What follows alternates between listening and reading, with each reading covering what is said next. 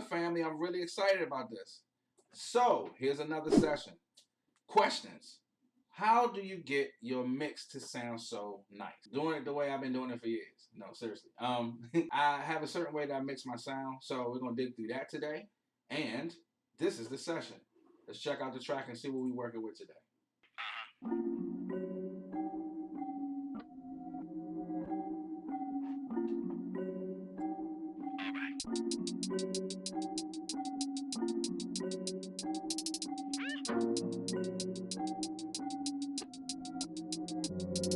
Every day is the same old same, breaking routine, looking for another change. Lives criticized, eyes open, things strange. Thinking when will it all be rearranged? Every day is the same old same, breaking routine, looking for another change. Lives criticized, eyes open, things strange. Thinking when will it all be rearranged? A lot of people ask me, how do I start off mixing? Or how do I start off when I want my sound to sound clean, even in production, right? There is two things that I do prior to even producing or even mixing a session. One is called T-Rax. It's a custom suite, and this is an awesome suite. If you guys have never used T-Rax before, I suggest that you go and get it. I'll provide the link below so that you guys can check out. They have a whole custom suite for you guys to download. It's crazy. It's awesome, right? The cool thing with this is that when you go to T-Rax, they have presets already for you. We don't have to figure out anything, right? You just need to figure out what type of sound that you're looking for the master in that suite. The reason why I don't stop here is because even when you're playing the music, it doesn't stop the peaking. Sometimes it does, sometimes it doesn't. All depends on when you're producing or you're doing your music. So when I start with my T-Rex, this is not the only place I start. I mean, that's not the only place I finish, sorry. And then I'll go here and then I'll go to Waves. And Waves has a VST called Waves Plus Stereo. What the Waves Plus Stereo does, it takes the peak and it holds it. It keeps it there. But it does not stop the perceived loudness as far as it being smaller. It keeps the loudness at the right point, but then it keeps the decibels at a close range to where it's not peaking. I love it. So basically, once I turn this back on, you will hear a huge difference in the sound, and you will see a difference in the meter. Let's check it out. Day is the same old same, breaking routine, looking for another change. Lives criticized, eyes open, things strange. Thinking when will it all be rearranged? Every day is the same old same, breaking routine, looking for another change. Lives criticized. So that's the main thing that you always want to make sure is that you have a wide stereo sound when it comes to mixing and even mastering. And of course, mixing and mastering are two different things. So we're going to focus with mixing on this one. So as you see here, right, you see different levels that's going up and down. Usually a lot of people like to call it the wave or the ride. For EQing for certain things, that might be a case on the actual stereo out. But when it comes to doing your actual tracks and your drums and stuff like that, it's going to vary. It is. It's going to vary. For this specific one, I used a kick, and I want you to see the level first here because you see the level between 5 and 10.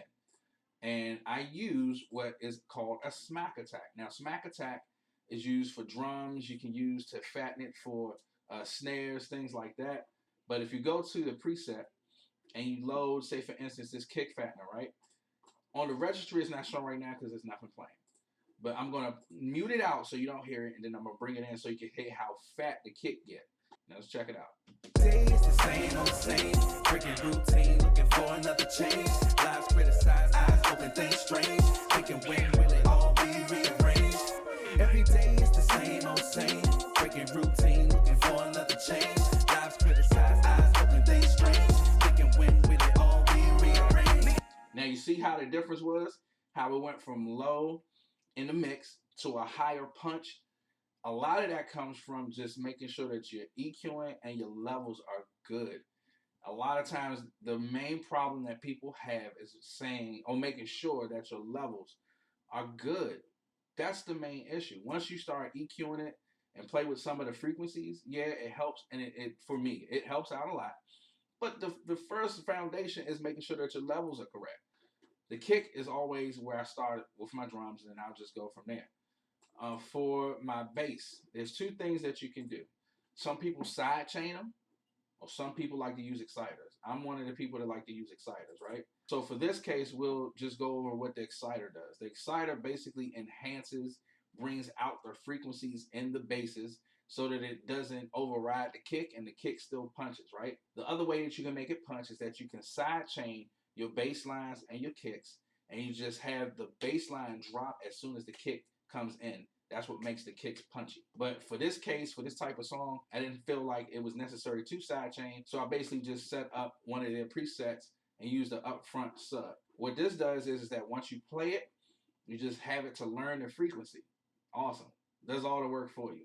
Once it learns the frequency, then you play around with one of the two drives that comes with that preset. For this one, the preset was an upfront sub. So with the upfront sub, it comes with two drives that you have. You have one that would be a tape sound that makes it warm, or you have a tape sound that gives it that analog feel to it, and then you have a warm sound which basically warms the whole bass line as it plays throughout the whole entire track.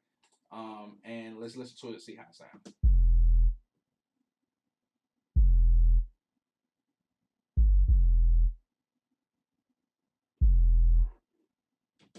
If you have an open hi-hat that is, let's say it doesn't give you that live feel, always a cool way is adding a reverb to it, right? So once you go and add a reverb to it, basically all you're doing is you're just saying that I want to open up the actual sound of it and not have it ring too much, but just have it have a live sound. But if you go and you have an open hi-hat, for this case where you want it to sound a little bit live, I always put a reverb on it. Now in the mix, I make sure it's between like a 5 or a 10. It doesn't give it too much, just enough to open it up so that you hear it in the mix and you also hear it while it's being played. That's for that. Now, as far as melodies, right?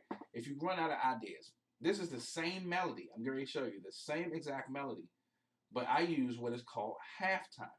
What halftime does is it slows down the track and it does it by bar. And you have 3 different speeds that you can use. You have 1 by 1.5, and then you have a 2 and then a 4. 4 is all the way slowed down. 2 is like right in the middle. Very good. So that you can hear what I'm talking about, I'm going to play the track.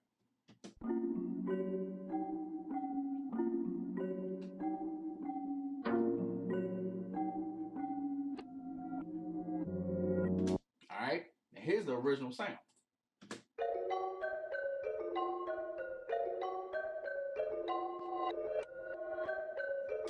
So how could you run out of ideas if you have this VST right here? If you guys don't know about this, I'm going to leave this link in the bottom so that you guys go check it out. As far as when I'm, like I said, when I'm doing my mixes, your levels are going to be key.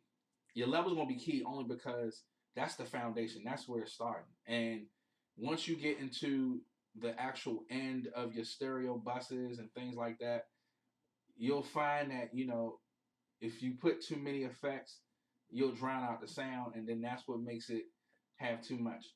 Sometimes less is more. And I realize that the more you focus on making sure that the sound is clear, I'm not a master mixer, but I know enough to know that, okay, I know when something sounds good and it sounds bad. One thing I would stress to you guys is that for those who are just learning how to mix, or for those who want to dibble or find out about mixing, a good way of learning how to do it, go to YouTube. Do a lot of the tutorial, stuff that people are doing. Research some of their stuff. So again, man, I hope this, helped you guys out. Hope you guys had fun. Again, check out those links down below, and check out those VSTs, man. Play around with some of your stuff. You guys, I think, will really, really get into a creative mode and have fun with those things. All right. Please visit the website too, www.postmusicgroupinc.wix.com or www.airbit.com/postmusicgroup for any production. And actually from now to April 30th, we have a special. You can get all exclusives for $150. So for all those who have been wanting to get those exclusives, now's the time to get them, all right? But again, I hope you guys had fun. If you guys have any questions, always email me. I'm always at a point where you can reach me. So love the questions, love the comments. Hope you guys have fun with this, all right? Once again, y'all already know who it is. It is your boy Theziz. We out. Days the same old same, freaking routine, looking for another change. Lives criticized, eyes open, things strange. Thinking when